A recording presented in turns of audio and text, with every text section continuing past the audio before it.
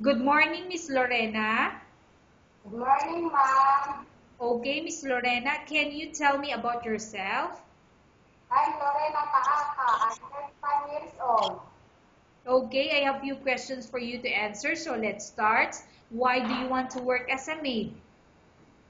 because I want to help my husband to learn money for the future of my children. Why you choose Malaysia when there is a lot of other country? Because Malaysia is a beautiful country and I want to learn another culture also. How are you qualified for this job? Because I know how to clean outside and inside the house. May I know what is your education level is?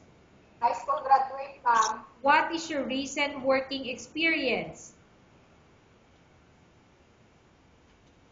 In abroad, housemaid in abroad.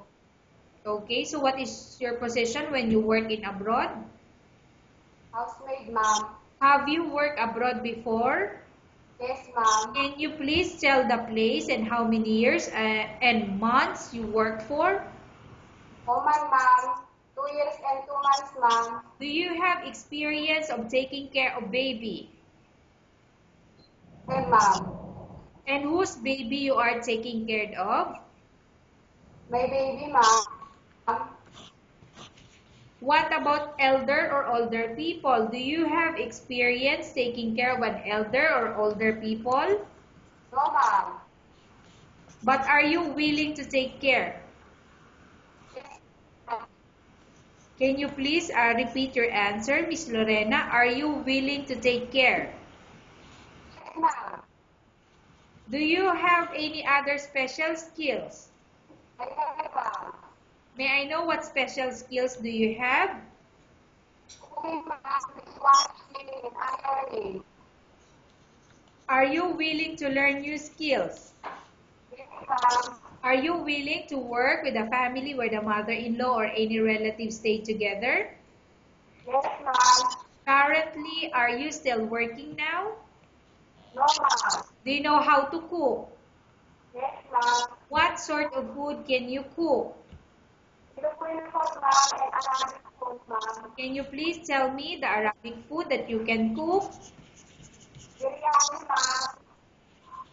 Okay, so only biryani in Arabic. Yes, ma'am. What about Filipino food that you can cook? Adobo, ma'am. Adobo chicken, ma'am. Are you aware that you will have to do washing, cleaning, ironing, and cooking? Yes, ma'am. From all the house chores or household work such as cooking, cleaning, ironing, and washing, which do you like most? Cleaning, ma'am. If ever you were selected to work in Malaysia, who will take care of your kids? Maybe my husband, ma'am. You are not allowed to use handphone during working hours. Yes, ma'am. You are only allowed to use handphone after you finish all the works and when going to bed. Yes, ma'am. You are strictly needed to surrender the handphone to your employer in the morning and your employer will return back to you once you're going to bed. Yes, ma'am. If ever your employer finds out that you're abusing your handphone and it's affected your work performance, your employer will confiscate your handphone and you're not allowed to hold it anymore. Instead, your employer will allow you to call to your family 3 times in a month. You're only allowed to bring normal phone and you're not allowed to bring smartphone. Are you agreed for the terms and condition? Yes, ma'am. Are you agreed to the rules and regulation for the handphone? Yes, ma'am. How many years is the contract as you agreed and understand? 2 years, ma'am. Can you describe for me your ethics or your attitude? Hardworking, ma'am. Discipline. How can you assure to us that you will work hard in Malaysia? Because the future of my children, ma'am. Okay, but I'm asking about how can you assure that you will work hard in Malaysia? I do hard in Malaysia because the future of my children, ma'am. Can you promise not to use the telephone without the permission of your employer? Yes, ma'am. Can you promise not to put on makeup but to dress properly while work?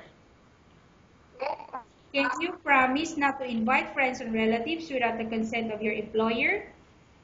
Yes, ma'am. Can you promise not to ask for advance salary from your employer under any circumstances? Yes, ma'am. Do you really understand of the rules and regulation of the agency? Yes, ma'am. Do you pay any placement fee for you to come to Malaysia to work as a maid? No, ma'am. Do you have any history of sickness, example breast cancer or any other illness? No, ma'am. Do you suffer from any skin diseases, allergy or physical defect? No, ma'am. Have you suffered from any serious illness?